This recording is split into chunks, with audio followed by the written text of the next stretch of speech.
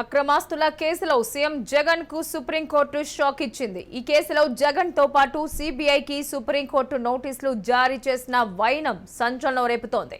ఈ కేసు విచారణలో జాప్యం జరుగుతోందని వైసీపీ రెబల్ ఎంపీ రఘురామకృష్ణంరాజు దాఖలు చేసిన పిటిషన్ పై సుప్రీంకోర్టు స్పందించింది. జగన్ అక్రమాస్తుల కేసు విచారణను తెలంగాణ నుంచి ఇంకో రాష్ట్రానికి మార్చాలని తెలంగాణ సిబిఐ కోర్టులో విచారణలో జాప్యం జరుగుతోందని రఘురామ సుప్రీంను ఆశ్రయించారు. 371 సార్లు జగన్ కేసులను సిబిఐ కోర్టు వాయిదా వేసిందని, జగన్ ప్రత్యక్ష హాజరుకు మినహాయింపు ఇచ్చిందని పిటిషన్లో రఘురామ తెలిపారు. జగన్ తరపు లాయర్లు వందలాది డిశ్చార్జ్ పిటిషన్లు వేశారని రఘురామ తరపు లాయర్లు పేర్కొన్నారు. ఈ క్రమంలోనే రఘురామ పిటిషన్పై విచారణ జరిపిన సుప్రీంకోర్టు జగన్ కు సిబిఐకి నోటీసులు జారీ చేసింది. జగన్ పై కేసుల విచారణలో జాప్యానికి గల కారణాలు వెల్లడించాలని సిబిఐని కోర్టు ఆదేశించింది.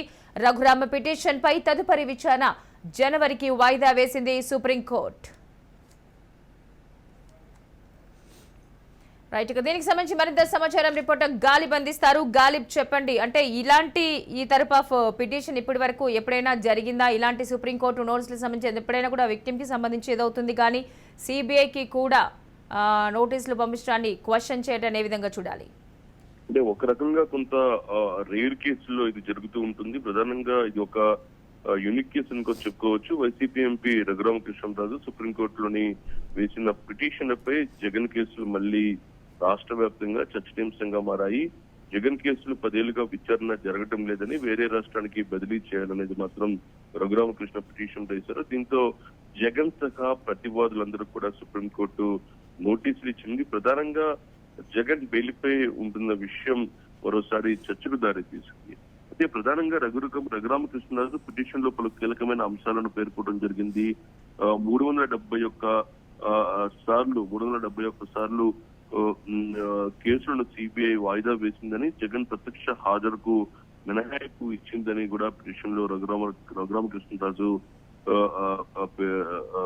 తెలిపారు. ఇంకా జగన్ తరపున లాయర్లు వందలాది డిశ్చార్జ్ పిటిషన్లు వేస్తారనేది మాత్రం ప్రధానంగా రఘురామ తరపున లాయర్లు పేర్కొనడం జరిగింది. ఈ క్రమంలో సుప్రీంకోర్టుపై విచారణ జరిపిన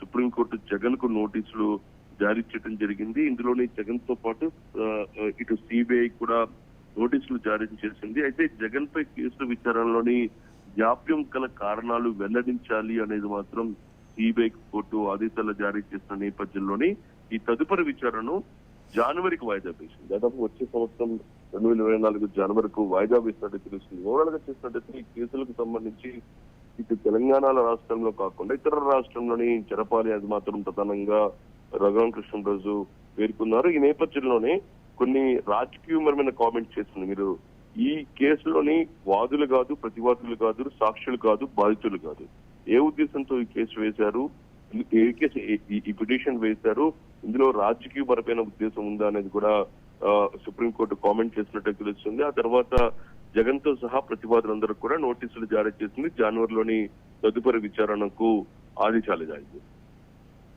రైట్, థ్యాంక్ యూ గాలిబ్.